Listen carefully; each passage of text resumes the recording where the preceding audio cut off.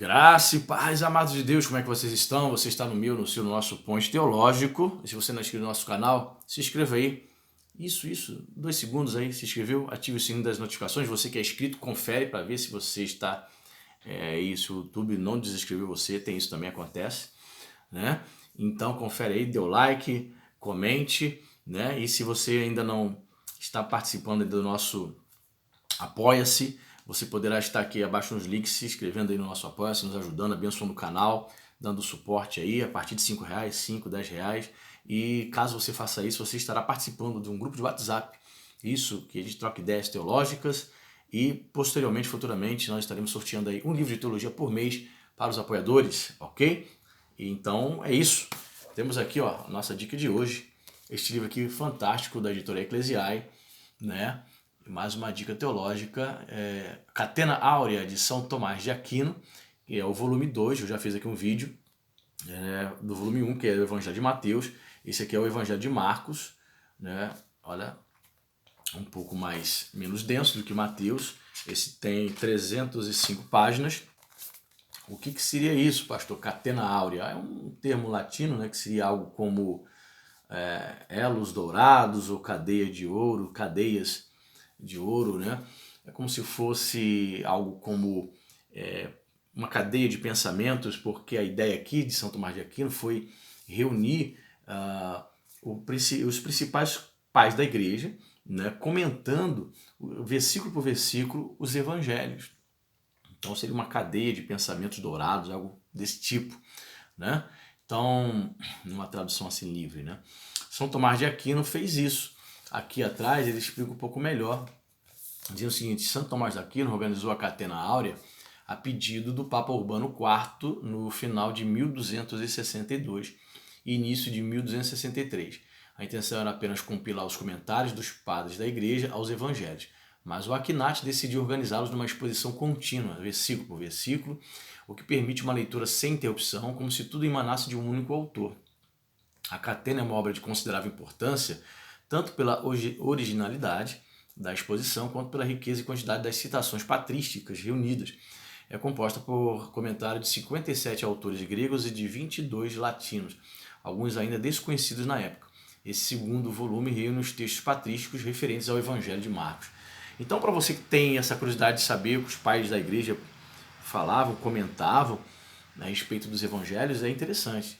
Perguntas do tipo assim, ele é arminiano ou calvinista? Não existe, irmão, perdoe-me. Isso é um anacronismo, né? Porque essa questão de calvinismo e arminianismo vem na Reforma Protestante. Então, a pergunta seria assim, qual é a linha a corrente soteriológica? Os pais da igreja divergiam, queridos. Muitos pais da igreja seguiam uma linha sinergista, né, para não dizer na arminiana. Agostinho, por exemplo, era monergista, né? Tanto que Tomás de Aquino e Calvino se baseiam no monergismo de Agostinho, perfeito? Então, na verdade, eu percebo que os comentários aqui dos pais da igreja são muito assim mais voltados para uma linha devocional, o que é interessante. Por exemplo, eu abri aqui em Marcos capítulo 1, versículo 12 e 13, que diz o seguinte, aqui a letra é uma letra confortável, tá? Uma leitura bem fácil, fluida, tradução muito boa. Então, por exemplo, Marcos 1, 12, 13 diz assim: imediatamente o Espírito o impeliu, né? Impeliu Jesus para o deserto, e permaneceu no deserto 40 dias, sendo tentado por Satanás.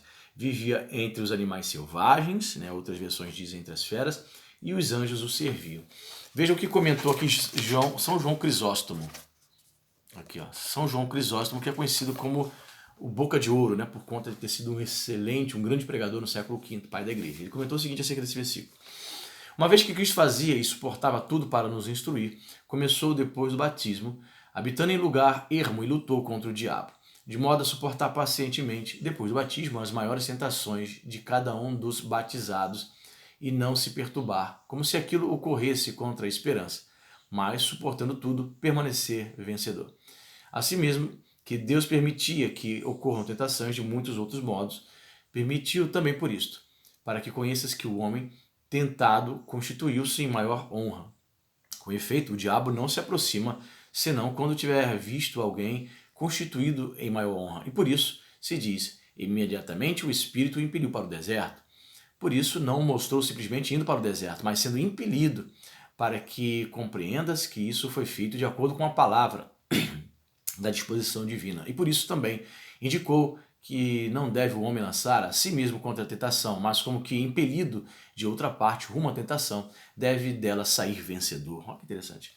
São Beda, um pai da igreja conhecido como Beda, diz assim: para que a ninguém surgisse a dúvida a respeito de qual espírito o impeliu para o deserto, de caso pensado, Lucas contou em primeiro lugar lugar que Jesus, cheio do Espírito Santo, partiu para o Jordão e depois concluiu: e foi conduzido pelo Espírito ao deserto, para que não se pensasse que o espírito imundo pudesse algo contra aquele que, cheio do Espírito Santo, retirando-se para onde queria, fazia o que queria. Veja, são observações interessantes, né?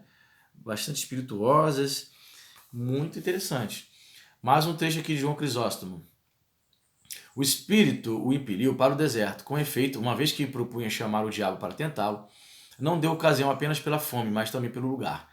Pois o diabo se introduz, sobretudo, quando vê homens que permanecem solitários. Olha que interessante. Tem mais? Tem. Mais um trecho aqui de São Beda. Apartou-se também em direção ao deserto para nos ensinar a, uma vez abandonados as seduções do mundo e a companhia dos maus, sujeitarmos-nos em tudo às ordens divinas. Olha que interessante, né? Crisóstomo teve outro prisma, teve outra expectativa. Ele vai dizer: ó, Satanás tenta homens que estão solitários, tenta um nível elevado. Beda já traz outro prisma, outra visão, outro entendimento, que é interessante também, não deixa de ser verdade. Diz aqui, ó: apartou-se também em direção ao deserto para nos ensinar, uma vez abandonados as seduções do mundo e a companhia dos maus, sujeitarmos-nos em tudo às ordens divinas. Jesus foi impelido pelo Espírito Santo ao deserto para receber um tratamento, um ensinamento, para ser ensinado pelo Pai no deserto, né, a vencer as tentações, né? E demais, ele é tentado sozinho pelo diabo para nos dar a saber que todos os que vivem, os que querem viver piamente em Cristo, sofrem perseguições, razão pela qual se segue. E permaneceu no deserto 40 dias e 40 noites sendo tentado por Satanás. Foi tentado por 40 dias e por 40 noites para mostrar que, enquanto vivendo aqui, servimos o Senhor que nos afague a prosperidade, coisa que é própria do dia, que se faça a adversidade, coisa que convém às sombras da noite. Por todo o tempo, o adversário está presente. Ele que não cessa de opor-se, tentando ao nosso caminho. 40 dias e noites, com efeito, insinua todo o tempo deste século, pois o mundo no qual servimos, o Senhor é dividido em 4 partes. Por outro lado, são 10 os preceitos cuja observância lutamos contra o inimigo, e 10 vezes 4 é igual a 40. Segue-se. Vivia entre os animais selvagens. Pseudo Crisóstomo. Tinha o São João Crisóstomo e tinha um Pseudo Crisóstomo, um pai da igreja chamado Pseudo Crisóstomo, né? A palavra pseudo significa falso. Ou seja, tinha um cara que era xará de João Crisóstomo, ou um cara que se intitulou Crisóstomo, que ele ficou conhecido como Pseudo. Diz assim: diz isto para mostrar de que a natureza era o deserto. Era, pois, intransitável para os homens e cheio de animais selvagens. Segue-se, e os anjos o serviam. Com efeito, depois da tentação e da vitória contra o diabo, ocupou-se na salvação dos homens. E como diz o apóstolo, os anjos são enviados para exercer o seu ministério a favor daqueles que hão de receber a herança da salvação. Hebreus 1,14. Deve-se também notar que os anjos servidores conservavam-se junto daquele que vence a tentação. Então ele vai assim, versículo por versículo. Fantástico. É mais uma obra aí, né? Os pais da igreja, aí você vai me dizer assim, os pais da igreja fizeram essa pergunta também. Os pais da igreja são conservadores? Depende do que você entende por ser conservador. Depende muito do que você entende por ser conservador. O correto seria você dizer assim, os pais da igreja têm algumas posições teológicas controversas, a minha crença arminiana, sim. Os pais da igreja têm algumas posições teológicas controversas, contrárias à minha posição calvinista, sim. Sim, sem dúvida, sim. Nenhum pai da igreja ele vai concordar, assim, vai ver consenso em todas as questões, assim como hoje, gente. Como hoje eles também divergiam em muitas questões. Se você quer saber o tão adorado, exaltado, reverenciado Agostinho, em relação ao casamento, eles tinham uns ditos, umas posturas assim ridículas. Praticamente ele dizia que o casamento entre uma mulher normal era pecaminoso. quase praticamente ele dizia isso em alguns escritos. Já cheguei a ler algo assim. Ele com repúdio. Por quê? Porque ele era um cara que teve muitos problemas sexuais na juventude antes da conversão. Quando ele se converte, ele opta pelo celibato. Ele vai dizer que o cara que opta pelo celibato é mais santo de qualquer outra pessoa. E o cara vê até mesmo com os maus olhos uma relação sexual dentro do casamento. É uma visão extremada. Daí, né, praticamente, que começam a surgir os ascetas, né? Um ascetismo exagerado, a crença de que os jejuns extremados ao ponto de muitos até morrerem de fome, ou abstinência de sexo dentro do casamento consideraria ou levaria o cara a um nível de santidade maior. Isso é um ascetismo que o cristianismo não ensina. Né? Isso aí é uma posição extremada de muitos pais da igreja que nós não concordamos. Mas eu vou rejeitar uma obra como essa, eu vou rejeitar tudo que os pais da igreja disseram? Não. O teólogo, o estudante de teologia, precisa fazer o filtro, né? Não se deve jogar a água da bacia suja, água suja, junto com o bebê fora. Não é isso? A gente usa essa expressão? Não se joga água suja da bacia junto com o bebê após o banho, não é verdade? Então é só água suja, ok? E fica essa dica aí, você que é estudante de teologia. Perfeito? Deus abençoe rica e abundantemente. Até a próxima.